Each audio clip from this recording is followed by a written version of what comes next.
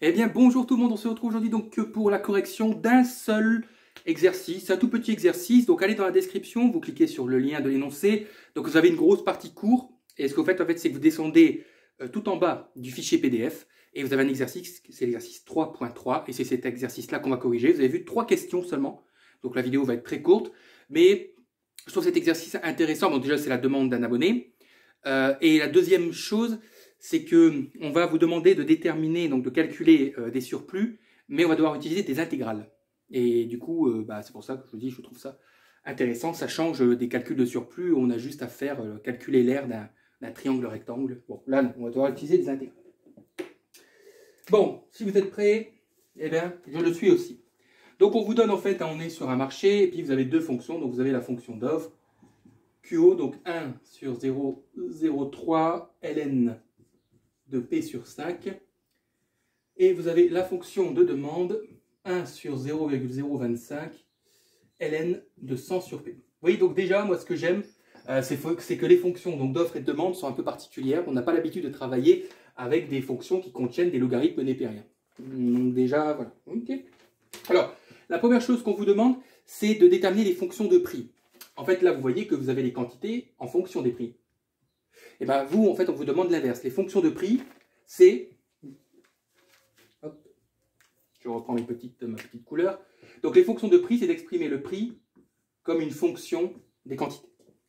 Donc, pour chaque fonction, là, l'offre et la demande, eh ben, on va transformer cette fonction de telle sorte qu'à la fin, on va isoler le P. Et puis, on aura tout le reste de l'autre côté avec le Q, qui deviendra donc ma variable. Et c'est en microéconomie, de toute façon, c'est cette forme de fonction qui est la plus correcte, puisque je vous rappelle que nous travaillons dans des plans où nous mettons les prix en ordonnée et les quantités en abscisse. Donc, il est tout à fait logique que les prix dépendent des quantités et pas l'inverse. Ici, on a un cadre marshallien, alors que quand on exprime les quantités en fonction des prix, on est plutôt dans un cadre walrasien. Donc, un cadre plutôt de long terme. Bref. Donc, on y va. Pour l'offre. Donc, Q égale. Donc, oui, bon, écoutez, on va directement y aller. Donc, la première chose qu'on va faire, c'est qu'on va faire passer là, le 0,03 de l'autre côté, à gauche. Donc, on aura 0,03 Q égale ln de P sur 5. Okay. On doit se débarrasser du logarithme népérien. Donc, on va passer à l'exponentielle. Donc, à gauche, on aura exponentielle de 0,03Q. Et à droite, donc le ln va disparaître, puisqu'on a passé exponentielle des deux côtés. Et donc, on aura simplement P sur 5. Et donc, je peux simplement conclure donc, que le prix d'offre, c'est 5 fois l'exponentielle de 0,03Q. OK. Voilà donc la fonction de prix d'offre.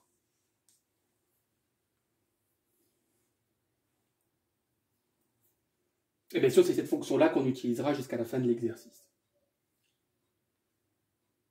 C'est-à-dire qu'on n'utilisera plus celle-ci. C'est important.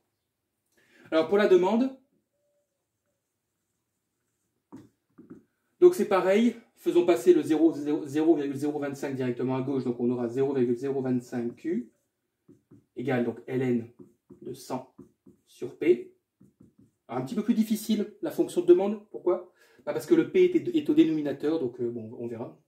C'est vraiment, quand je dis c'est plus difficile, c'est léger. Hein. Donc, pareil, on doit se débarrasser du ln. Donc, on va passer à l'exponentielle. Donc, on aura exponentielle de 0,025Q égale 100 sur P. Et là, je vais noter bien sûr en dessous, parce que je n'aurai pas la place ici. Alors, il y a les deux écoles. Il y a les écoles rapides et les écoles où voilà, vous avez, pour ceux qui ont un peu plus de mal. Donc, je vais quand même prendre l'école calmos, quoi. On va y aller tranquillement. Donc, je vais faire passer le P à gauche. Donc, on aura P fois l'exponentielle de 0,025Q égale 100. Et donc, P égale 100 divisé par l'exponentielle de 0,025Q.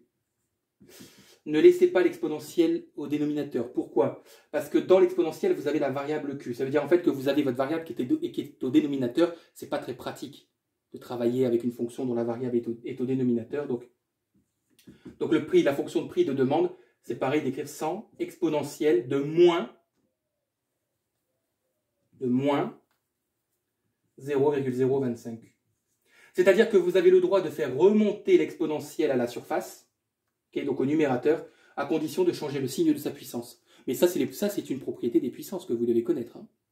Okay, vous avez le droit de faire passer des éléments qui contiennent des puissances en haut, en bas, à condition de changer le signe de la puissance. Voilà. Donc retenez-les bien, encadrez-les, surlignez-les, puisque je veux dire, on va travailler avec celle-ci jusqu'à la fin de l'exercice. Ça va? Bon, allez.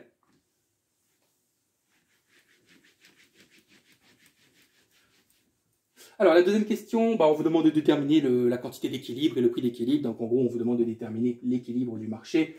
Vous savez que l'équilibre, c'est l'égalité entre l'offre et la demande. Vous pouvez prendre les fonctions de quantité, hein, mais bon, on vient de déterminer les fonctions de prix, donc utilisons les fonctions de prix. Donc, on aura 5 exponentielle donc, de 0,03Q est égal donc, à 100 exponentielle de moins 0,025Q. Par contre, vous pouvez travailler avec le dénominateur, hein, l'exponentielle qui est au dénominateur, ça n'a aucune importance. Alors, bon, écoutez, vous devez normalement savoir, puisque c'est du programme de terminale, résoudre des équations avec les exponentielles. L'important, c'est de regrouper les exponentielles, puisque là, dans l'état C, on ne peut pas faire grand-chose. Donc, ce que je vais faire, c'est que cette exponentielle-là, je vais la faire passer à gauche. Et le 5, je vais faire passer à droite. Donc, je vais faire deux choses en même temps, mais ce n'est pas bien compliqué. Donc, on aura exponentielle de 0,03Q sur exponentielle de moins 0,025Q est égal à 100 sur 5. Ça fait 20. Deux exponentielles qui se divisent, on soustrait les puissances. Donc, on va avoir exponentielle de 0,03Q moins 0,025Q égale 20. Du coup, ça fait exponentielle de 0,03Q plus 0,025Q égale 20. Ça fait donc exponentielle de 0,055Q égale 20. Je dois me débarrasser de l'exponentielle puisque je cherche la valeur de Q, donc je vais passer au logarithme népérien. Donc ici, il va rester 0,055Q est égal à droite ln de 20.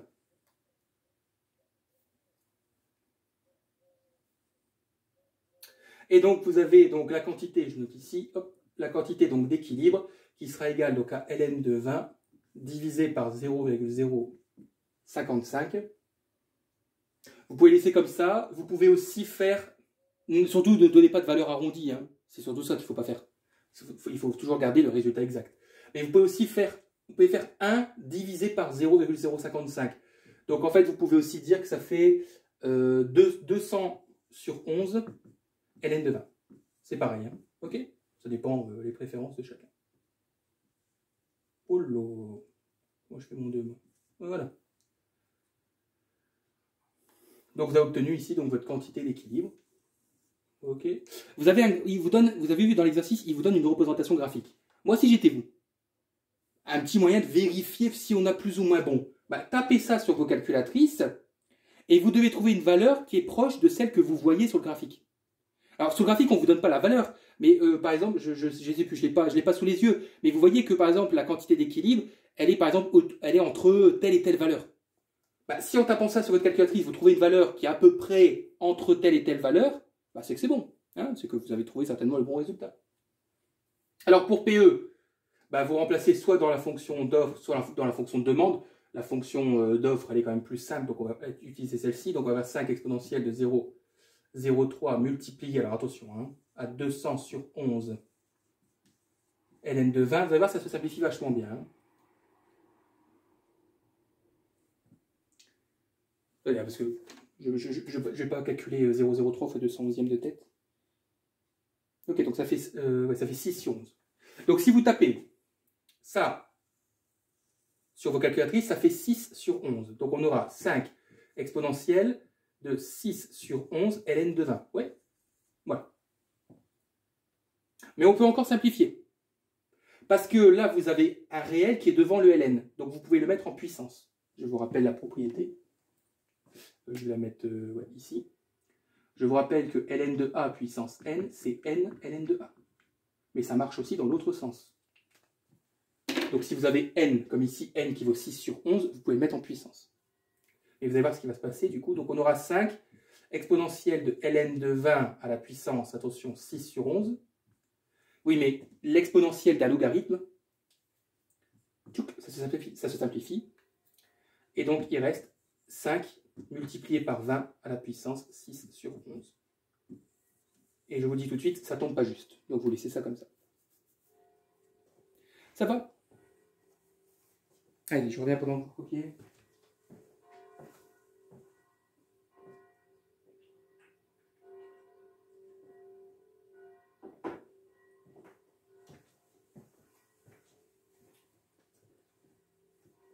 Bien. Mettez sur pause pour ceux qui n'auraient pas fini. Donc on a la quantité d'équilibre et le prix d'équilibre. Voilà. Et pareil, le prix d'équilibre, vous tapez sur votre calculatrice et vous regardez si vous êtes proche d'une valeur qu'on vous donne. Okay, le prix, vous devez être au-dessus, je ne sais plus de combien, hein, de 20. Je ne sais plus, un truc comme ça. Faudrait, bon, bref, je ne vais pas dire de bêtises. Mais et puis vous voyez si vous êtes à peu près, si vous avez à peu près le bon résultat, quoi. Alors les surplus. Ah. Donc les surplus, on va devoir utiliser des intégrales pour la simple et bonne raison que si je ne me trompe pas, la demande, elle a une tête comme ça. L'offre a une tête comme ça, si je ne dis pas de bêtises. Donc bref, l'offre et la demande, ce sont des courbes. Et donc vous ne pouvez pas utiliser la technique de calculer l'aire d'un triangle rectangle. Donc là, vous avez PE, et là, vous avez QE. Donc ça, j'avais déjà fait une vidéo pour expliquer comment on utilise les intégrales pour déterminer les surplus. Je vais juste faire, attendez, quand même, attendez, on va quand même être sympa. Je vais faire un graphique un peu plus grand quand même, hein, pour que vous puissiez voir le truc. Voilà. Ok. Hop, on va pas charrier quand même. Donc là, on va dire que vous avez la demande. L'offre, non, elle ne commence pas à 0, elle est ici. Hop. Voilà. Donc là, vous avez QE. Et donc là, vous avez PE. Bien. Alors, le surplus du consommateur, c'est quoi? C'est l'air qui est ici, que j'assure en rouge. Retenez, je vais vous le donner de manière orale, hein, ne vous inquiétez pas. Donc ça, en rouge, c'est le surplus du consommateur. C'est quoi? C'est l'air qui est sous la courbe de la demande, mais au-dessus de la droite Y égale PE. Okay, parce qu'en fait, là, les pointillés, là, ici, là, si je continue, ça forme une droite. Okay, donc on dit que c'est une droite d'équation Y égale PE. Donc c'est l'air qui est sous la courbe de demande et au-dessus, en gros, du prix d'équilibre. Vous pouvez le dire comme ça aussi. Et le surplus du producteur, il est ici en vert. Hop. Voilà.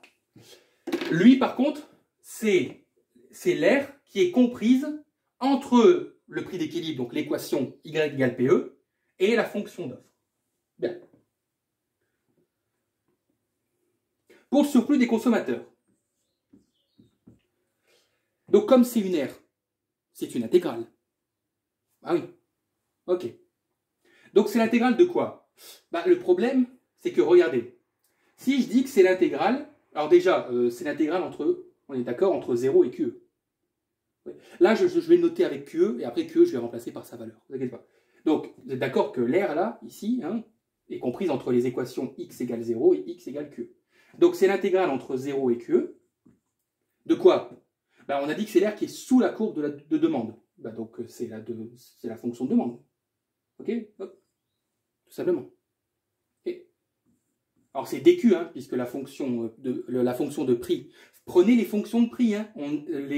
Les prix sont en ordonnée, donc la fonction C est donnée par la fonction de prix. Bien. Ne prenez pas celle-ci. D'ailleurs, j'aurais dû les effacer.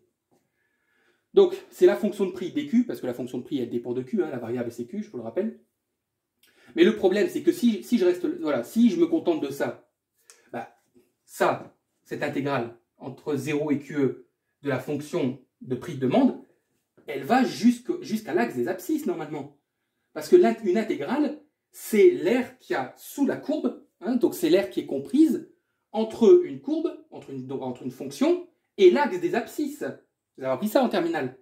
Donc ça, cette intégrale, graphiquement, en fait, elle va jusqu'en bas là. Elle s'arrête à l'axe des abscisses. Ah, et moi, je ne veux pas m'arrêter à l'axe des abscisses.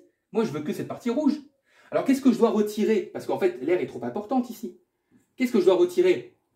Eh bien, je dois retirer tout ça. Le carré qui est ici, là. Le rectangle rouge. Je dois retirer l'aire. Excusez-moi, ça commence à devenir un peu illisible, mais je dois retirer l'aire qui est en rouge ici. Vous comprenez? Donc, cette intégrale-là vous donne l'aire qui est sous la courbe de demande, et donc qui s'arrête à l'axe des abscisses, et vous devez retirer le rectangle qui est en rouge. Sauf que le rectangle... Alors, il y a deux manières de faire. Le rectangle qui est en rouge, en fait, c'est l'aire d'un rectangle. L'aire d'un rectangle, c'est côté fois côté. Donc, vous pouvez faire PE fois QE. Parce que le côté vaut PE. Enfin, oui, la longueur, enfin, longueur fois largeur, pardon. Donc, là, si on dit ça que c'est la longueur, ben, la longueur vaut PE, et la largeur vaut QE. Donc, vous pouvez dire que c'est PE fois QE. C'est pas gênant, ok? Vous pouvez aussi le mettre sous forme d'intégrale. Mais bon, allez, on va prendre la forme... parce que j'ai vu dans le fichier PDF que l'enseignant, il l'écrit avec PE fois QE. Donc, on va respecter. Donc, c'est l'aire du rectangle, c'est-à-dire longueur fois largeur. Donc, hop, PE fois QE. Voilà. Et là, vous aurez bien l'aire qui est assurée en rouge. Le surplus du producteur, lui, c'est quoi? Bon, vous voyez encore le vert. Hein. Moi, je veux l'aire qui est en vert. Et bien, qu'est-ce que je vais faire? Je vais prendre, regardez, l'aire qui est en rouge, dans le rectangle rouge, là, c'est-à-dire PE fois QE. Ouais. Et qu'est-ce que je dois retirer? Qu'est-ce que je dois retirer? C'est parce que là, l'aire est trop forte, trop importante, là. Bah, ce que je dois retirer, c'est tout ça, là. Je ne sais pas si vous voyez, j'essaye de mettre le plus de feutre possible. Voilà, je dois retirer tout ça, là, la zone qui est en vert. Et il me restera la zone qui est assurée en vert. Mais c'est quoi la zone qui est en vert, là, que j'ai coloriée en vert? Bah, c'est tout simplement l'intégrale entre 0 et QE bah, de la fonction d'offre. Ok? Parce que l'aire qui est représentée par ce que j'ai colorié en vert, c'est l'intégrale de la fonction d'offre. Voilà. Vous avez vos deux formules pour calculer les deux surplus. J'espère que c'est clair. J'ai fait une autre vidéo, donc allez voir une autre vidéo, comme ça vous aurez un deuxième exemple. Voilà. Mais Zohir, lui, l'abonné qui... je sais que lui, il a compris maintenant ça. Bon, voilà, donc il suffit, bah, on va calculer ça, et puis on aura... Alors vous allez voir, on aura quelque chose d'assez grand hein, comme résultat, parce que comme ça tombe pas juste, on va pas donner d'arrondi, donc on va simplifier au maximum, et puis quand on pourra plus simplifier, on va laisser comme ça, c'est tout. Par contre, je vais vous donner juste une petite astuce pour vérifier plus ou moins vos résultats à la fin. Mais c'est vraiment une petite astuce, hein, ça ne veut pas forcément dire que... Donc on y va, donc attention, on a des gros calculs quand même à faire, hein, donc laissez de la place. Donc l'intégrale entre 0 et QE. Alors déjà, QE, c'est 211e ln de 20. Ouais, donc déjà, on va travailler avec une valeur... bon. Et on a dit donc que la prix, donc c'était 100 exponentielle de moins 0,025Q dQ. Moins... donc PE fois Q, alors c'est parce que moi je l'ai mis sous forme d'intégrale, c'est pas très gênant. Attendez, permettez-moi juste de reprendre les valeurs. Donc moins PE fois QE, donc c'est-à-dire moins 5, 6 sur 11. Attention, ça veut dire 6 sur 11, hein, c'est juste que je mets une barre. Donc multiplié par 211e de ln de 20. Voilà, bon comme ça, vous voyez, ça c'est déjà réglé. Bah, on va simplifier un tout petit peu, mais on ne pourra pas faire grand-chose. Ça, c'est ça qui m'intéresse. Bah, déjà, vous devez déterminer la primitive de cette fonction, les amis.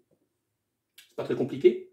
Je vous rappelle que déjà, la primitive de la forme exponentielle ax plus b, c'est 1 sur a exponentielle ax plus b.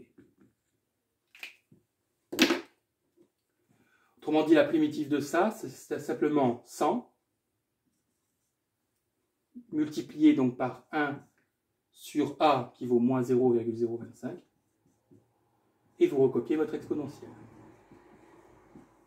entre 0 et 211e ln de 20. Okay. Moins. Donc la seule chose ici que je peux simplifier, hein, c'est tout simplement de faire 5 fois 211e. C'est tout. Donc on aura en gros 1000 onzièmes fois 20, 6 sur 11, ln de 20. Et là, cette partie-là, là en noir, je ne peux plus y toucher. Je ne peux pas la simplifier plus.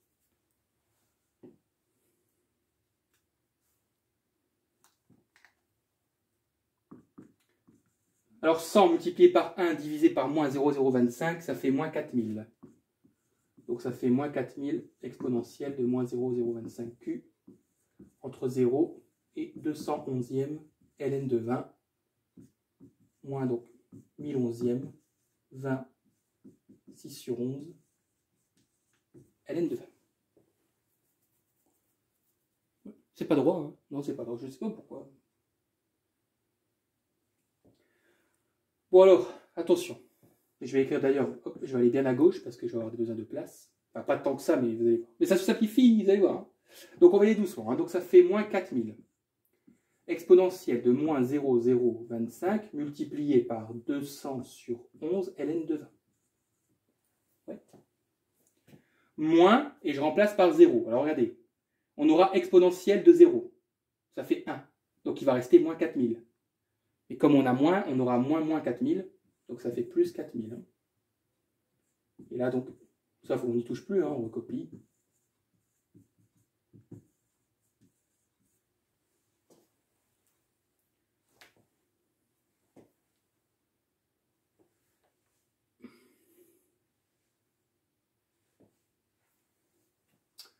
On aura donc moins 4000 exponentielle. Si vous tapez tout ça là, sur votre calculatrice, vous obtenez moins 5 sur 11. Donc moins 5 sur 11, ln de 20, donc plus 4000. Permettez-moi de faire ça, ça veut dire que vous recopiez la même chose, hein, ça ne bouge plus maintenant.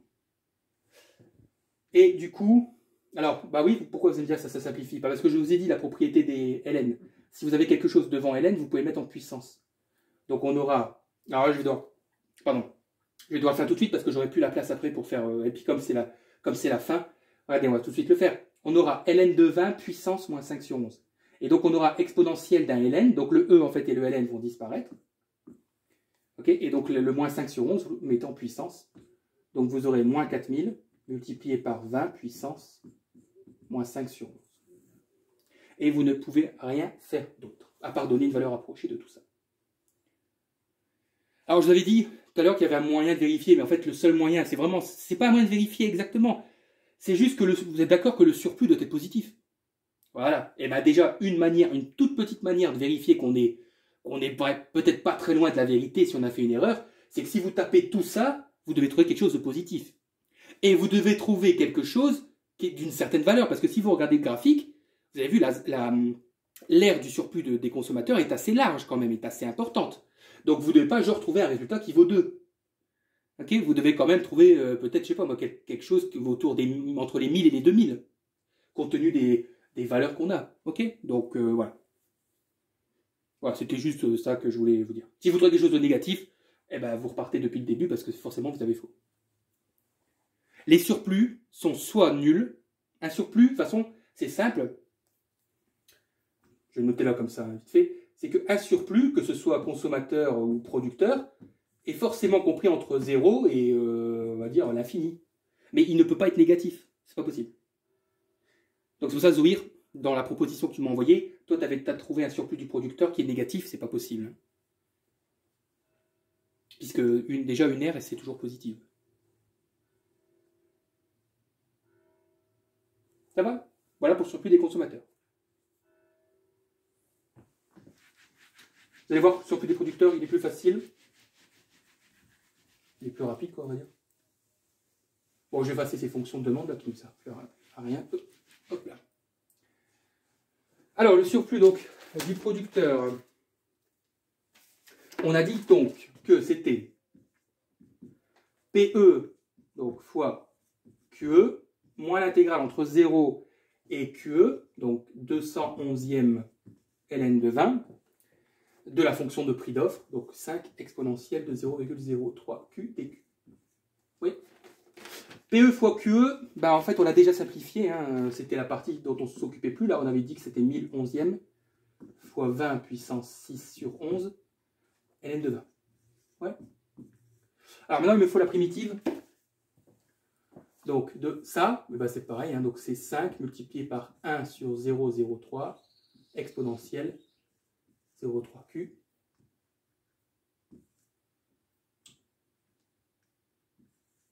Entre 0 et 211e ln de 20.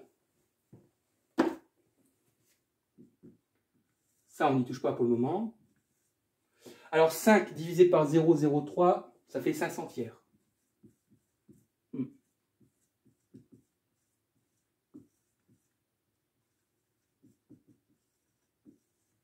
Ok? Ça, on n'y touche pas, moins.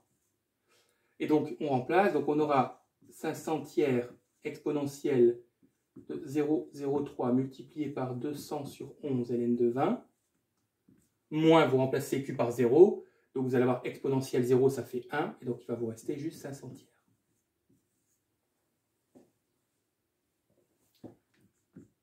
Vous laissez ça, donc vous aurez moins, donc 5 centières exponentielle. Si vous tapez tout ça, donc sur votre calculatrice, là, 0,03 fois 200 sur 11, vous trouvez... Alors, attendez. Qu'est-ce que j'ai fait, moi? Excusez-moi. Ah oui, donc vous trouvez, c'est ça, 6 sur 11. Autant pour moi.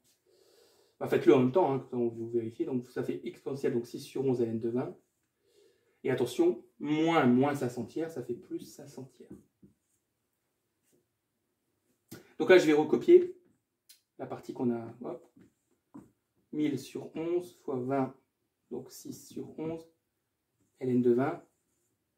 Et là, ça va être pareil, hein, donc moins 500 tiers. Donc le 6 sur 11, je le mets en puissance. L'exponentielle et le ln disparaissent. Et donc, il va vous rester 20 à la puissance 6 sur 11. Je crois que de toute façon, on ne peut plus rien faire non plus. Vous pouvez factoriser par 20 puissance 6 sur 11 si vous voulez.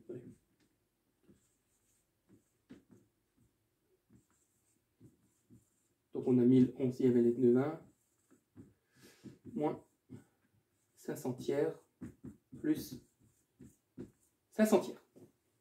Voilà. Vous tapez ça sur votre calculatrice et vous devez trouver quelque chose de positif. Et écoutez bien. Si vous avez trouvé la valeur approchée du surplus du consommateur, vous voyez bien que sur le graphique, le surplus du producteur est bien plus petit. Il vaut aller, si vous êtes d'accord avec moi, il vaut à peu près la moitié, le surplus du producteur graphiquement. Et bien si par exemple, je ne sais pas moi, vous avez trouvé un surplus du consommateur qui vaut 1500, quelque chose comme ça à peu près, hein, et qu'en tapant ça sur votre calculatrice, vous avez trouvé un surplus qui vaut 700, bah, on est à peu près bon, on est à peu près à la moitié. Voilà, donc normalement c'est bon, nos résultats sont corrects. Bien, donc voilà, donc c'était un petit exercice, là, comme je l'avais dit, mais plutôt sympathique. Ben voilà, donc n'hésitez pas encore une fois à m'envoyer par mail hein, si vous avez des questions, etc.